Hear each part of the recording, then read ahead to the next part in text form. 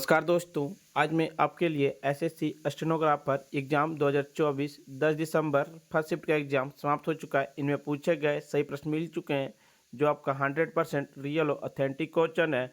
और जिन्हें पीडीएफ चाहिए वो हमारे टेलीग्राम या व्हाट्सएप ग्रुप पर जुड़ सकते हैं डिस्क्रिप्शन से, या फिर हमारे व्हाट्सएप नंबर से भी पीडीएफ प्रोवाइड कर सकते हैं। जो पहला जो प्रश्न पूछा गया था, बड़े गुलाम किस घराने से संबंधित है? तो उस्ताद बड़े गुलाम अली खान ये आपका पटियाले घराने से संबंधित हैं। उस्ताद बड़े गुलाम अली खान का जन्म 2 अप्रैल 1902 को कसूर पाकिस्तान में हुआ था। शुरुआत में उनके घराने को कसूर घराना भी कहा जाता था। जब वे पटियाले जाकर रहने लगे तब यह घराना पटियाला घराना के नाम से जाना जाने लगा। बड़े गुलाम अली खान को 20वीं शताब्दी का तानसेन कहा जाता था। उन्हें ठुमरी का एक नए अंदाज में पेश किया था। उन्होंने अपने पटियाला कसूर शैली में ध्रुपद, ग्वालियर घराने और जयपुर घराने की शैलियों का मिश्रण किया। उन्हें संगीत नाटक अकादमी पुरस्कार और 1962 में पद्म भूषण से भी सम्मानित किया गया था। वे मुगल आजम फिल्म में तानसेन का किरदार निभाने वाले थे। जीवाणु की खोज किसने किया था? जीवाणु की खोज एंटी वॉन ल्यूवेनहॉक ने की थी। जीवाणु शब्द का प्रयोग सबसे पहले 1838 में एरेनबर्ग ने किया था।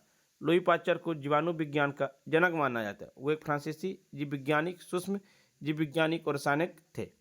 रॉबर्ट कोच एक जर्मन फिजिशियन और माइक्रोबायोलॉजिस्ट थे। उन्होंने टीबी जीवाणु की खोज की थी। फिलिप पाकनी ने साल 1854 में हैजे के कारण अलग किया था। अनेस्टर अनवरी हैकिन ने बताया था कि भारत में गंगा और यमुना नदी के जल में हैजा के खिलाफ एक जीवाणुरोधी क्रिया थी। एक था टी बाला स्वामी, किससे संबंधित है? तो टी बाला स्वामी वायलिन से संबंधित है। टी बाला स्वामी या टी बाला सुब्रमण्यम के नाम से भारतीय संगीत और विशेष रूप से कर्नाटक संगीत से ये जुड़े हुए हैं। अब क्या पूछा होगा? कर्नाटक संगीत से पूछा होगा तो टी बाला स्वामी राइट आंसर होगा। यह पूछा होगा टी बाला स्वामी किससे संबंधित? ये वायलिन से संबंधित है, ये कर्नाटक संगीत से संबंधित है। झावरी बाने किस नृत्य से संबंधित है? ये मणिपुरी नृत्य से संबंधित। झावरी बाने ने नयन, रजना, सुवर्णा और दर्शना शामिल है। उन्होंने अपने गुरु कलावती वेदेवी और विपिन सिंह से मणिपुरी नृत्य की शिक्षा ली। 1950 के दशक से ही झावरी बाने भारत और विदेशों में एक साथ मंच पर नृत्य करने लगी। 1956 में इम्फाल के शाही महल के अंदर गोविंद जी मंदिर में नृत्य करने वाली पहली गैर मणिपुरी थी।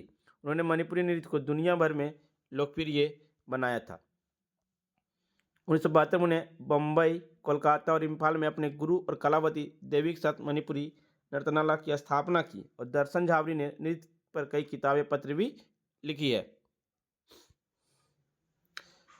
दूसरा एशियाई गेम्स कब हुआ? तो दूसरा एशियाई गेम्स भारत में 1982 ईस्वी में हुआ। खेल भारत की राजधानी नई दिल्ली में आयोजित किए गए थे। 1982 के एशियाई खेल का शुभंकर अप्पू था, जो एक हाथी था जो ताकत, गति और मैत्रीपूर्ण स्वभाव का प्रतीक था। भारत पद तालिका में 5वें स्थान पर रहा, जिसमें 13 स्वर्ण, 19 रजत और 25 कांस्य पदक शामिल थे भारत के पास। एशियन खेल को एशियाड के नाम से भी जाना जाता है। यह एक महाद्वीपीय बहु खेल प्रतिस्पर्धा है जो पूरे एशिया के है। एथलीटों के बीच प्रत्येक 4 वर्ष में आयोजित किए जाते हैं। पहले एशियाई खेल 1951 में नई दिल्ली में भारत में आयोजित किए गए थे। इस बार एशियाई खेल आपका चीन के बीजिंग में हुआ था। कुल 107 मेडल भारत ने जीते थे। एशियाई खेलों का आदर्श वाक्य है एयर ऑनवर्ड। भारत के प्रथम प्रधानमंत्री पंडित जवाहरलाल नेहरू ने दिया था। हर्षचरित पुस्तक के लेखक कौन है? तो वान भट्ट है। पुस्तक हर्षचरित के लेखक वान भट्ट है। हर्षचरित राजा हर्षवर्धन की जीवनी है। वान भट्ट राजा हर्ष के दरबारी कवि थे। वे संस्कृत साहित्य के महान संरक्षकों में से एक थे। पिट्स इंडिया एक्ट कब पारित किया गया था? पिट्स इंडिया एक्ट 1784 में पारित किया गया था। इसका नाम ब्रिटिश प्रधानमंत्री विलियम पिट द यंगर के नाम पर रखा गया था। पिट्स इंडिया एक्ट 1784 को ईस्ट इंडिया कंपनी एक्ट 1784 में भी कहा जाता है। पिट्स इंडिया एक्ट 1784 को रेगुलेटिंग एक्ट 1773 की खामियों को दूर करने के लिए पारित किया गया था। यह कंपनी को वाणिज्यिक और राजनीतिक कार्यों के बीच अंतर करता है। एक था ट्विंकल खन्ना की पुस्तक कौन सा है? तो ट्विंकल खन्ना की पुस्तक वेलकम टू पैराडाइज है। यह पुस्तक 2023 में लॉन्च किया गया था नवंबर में। एक पूछा गया माई लाइफ माई कंट्री पुस्तक के लेखक कौन है, तो लालकृष्ण आडवाणी है। लालकृष्ण आडवाणी भारतीय जनता पार्टी के राजनेता थे। अब बीजेपी का स्थापना कब हुआ, 1980 में हुआ था। उन्होंने 2002 से 2004 तक भारत के उप प्रधानमंत्री के रूप में कार्य किया। वे 15वीं लोकसभा विपक्ष के नेता भी थे और 2009 में वो बीजेपी तरफ से प्रधानमंत्री के उम्मीदवार भी थे। पुस्तक की विमोचना 2008 में एपीजे अब्दुल कलाम ने किया था। चोल राजा को निम्न में से किस राष्ट्रकूट शासक के आक्रमण को झेलना पड़ा, तो कृष्ण तृतीय को। कृष्ण तृतीय 939 से 967 ईस्वी राष्ट्रकूट वंश के सबसे प्रतापी राजाओं में से एक था, जिसने चोल साम्राज्य पर कई बार सफल आक्रमण किया। वर्ष 944 के सिंधी लिंगबंधम अभिलेख के अनुसार उसने चोल शासक को पराजित कर कांची और संजोर को अपने अधिकार में कर लिया। कृष्ण तृतीय ने उत्तरी अर्कोट जिले में स्थित तकोलम के युद्ध में चोलों को निर्णायक रूप से पराजित किया था।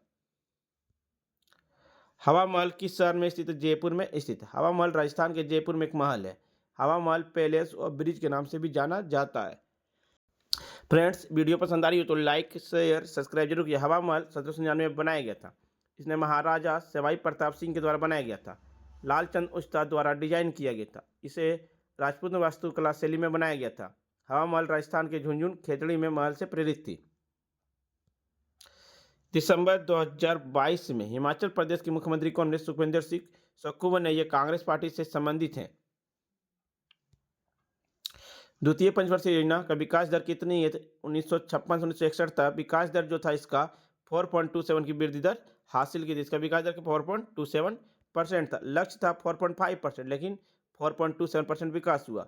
द्वितीय पंचवर्षीय योजना महालनोबिस मॉडल पर आधारित था और कब हुआ था, 1956 से 61 तक। इसका मुख्य ध्यान औद्योगिक विकास पर था। पीसी महालनोबिस एक प्रसिद्ध भारतीय सांख्यविदी थे, जिन्होंने भारतीय सांख्यिकी संस्थान की स्थापना की थी। द्वितीय पंचवर्षीय योजना के दौरान Durgapur steel plant, Rourkela steel plant, Bhilai जितने भी है इसी की स्थापना किया। फर्स्ट प्लान 1951 से 56 तक था। 2.1 रेट थी, जिसमें आपका टारगेट था ग्रोथ 2.1%, ग्रोथ हुआ था 3.6 पर, हेराल्ड नंबर पर आधारित था। सेकेंड पंचवर्षीय योजना 56 से 61 4.5 टारगेट ग्रोथ था, कितना हुआ 4.1%, महालनोबिस मॉडल पर आधारित था। थर्ड पंचवर्षीय योजना 61 से 66 था, 5.6% टारगेट ग्रोथ था, लेकिन हुआ कितना 2.8%। फोर्थ था 1969 से 74, 5.7% से 3.3% ग्रोथ हुई थी। फाइव प्लान था 1974 से 1980 तक, 4.4 से ग्रोथ हुआ, 4.8 तक ज़्यादा ग्रोथ कर गया। सिक्स प्लान 1980 से 1985 5.2 ग्रोथ रेट हुआ कितना 5.7%। सेवन्थ प्लान 1985 से 90 5.0 ग्रोथ रेट था और हुआ कितना 6. एट प्लान में 1992 से 97 ग्रोथ हुआ 5.3, 5.6 टारगेट था, हुआ कितना 6.8. नाइन्थ प्लान 1997 से 2002 6.5 ग्रोथ रेट था, हुआ 5.4. 10वां प्लान था 2002 से 2007 8.0 ग्रोथ रेट था, हुआ कितना 7.2%. 11th प्लान था 2007 से 2012 8.6 ग्रोथ रेट था, हुआ 7.9%. किस बीमारी में खाने का मन नहीं करता, एनोरेक्सिया बीमारी में खाने का भी मन नहीं करता है।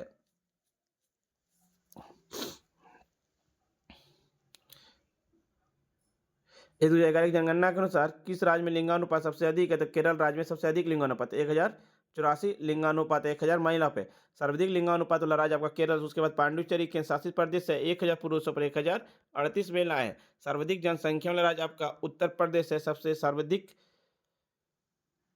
साक्षरता वाला राज्य आपका केरल है 94%। सबसे कम साक्षरता वाला राज्य बिहार है 61.80%। सबसे घनत्व वाला राज्य आपका बिहार है 1106 व्यक्ति। सबसे कम घनत्व वाला राज्य अरुणाचल प्रदेश आपका 17 व्यक्ति। सबसे कम जनसंख्या वाला राज्य आपका सिक्किम है। सबसे कम लिंगानुपात वाला राज्य आपका हरियाणा है। भारत की लिंगानुपात 943 है। फ्रेंड्स, आपको वीडियो पसंद आई हो तो लाइक शेयर सब्सक्राइब जरूर करें। पीडीएफ पाने के लिए हम टेलीग्राम या व्हाट्सएप ग्रुप पर जुड़ सकते हैं। डिस्क्रिप्शन लिंक दे दिया गया। फ्रेंड्स, मिलते हैं फ्रेंड्स नेक्स्ट वीडियो में। जय हिंद, जय भारत।